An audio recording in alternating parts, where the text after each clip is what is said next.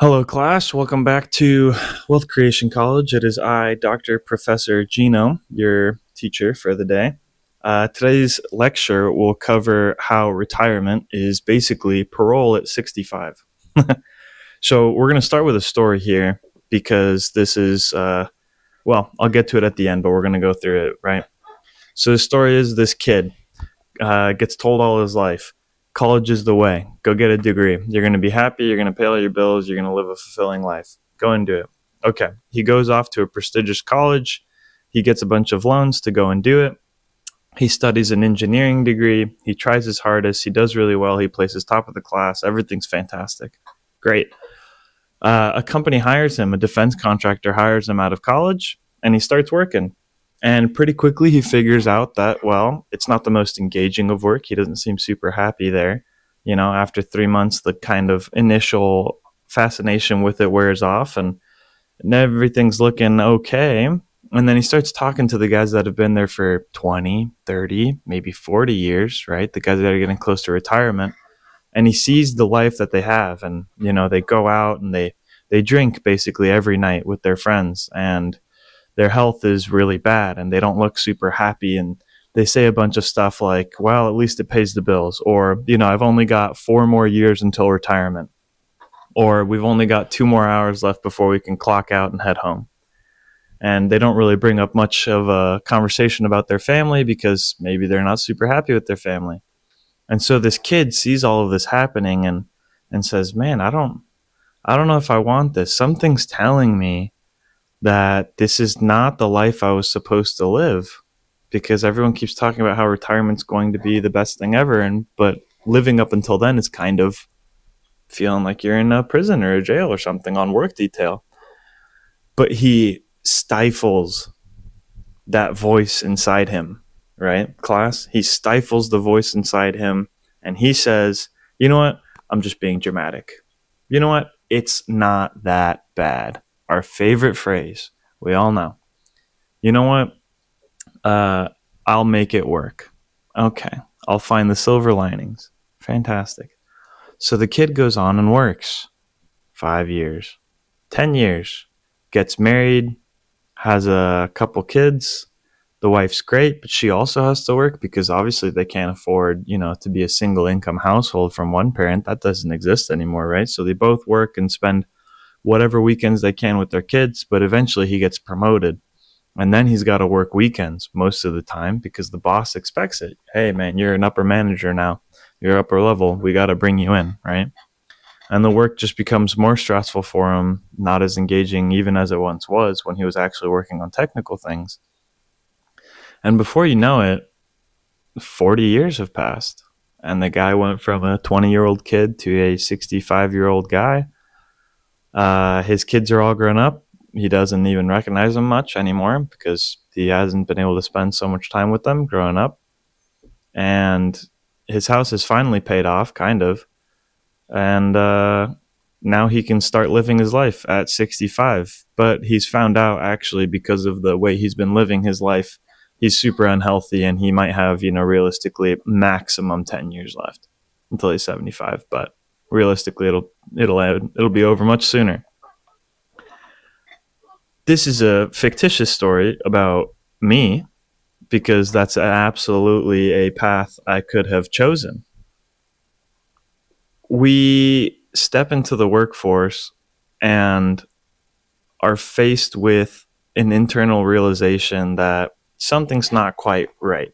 Something doesn't feel good here. The vast majority of jobs that we have are not all that they've cracked up to be.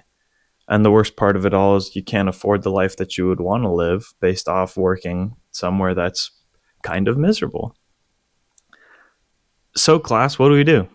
Do we A, ignore how we feel and just live the life that everyone else told us that we should, and basically have parole at 65 or retirement and find what we want to do then for as long as we can? Or do we B, say basically F that, I want to find my own path?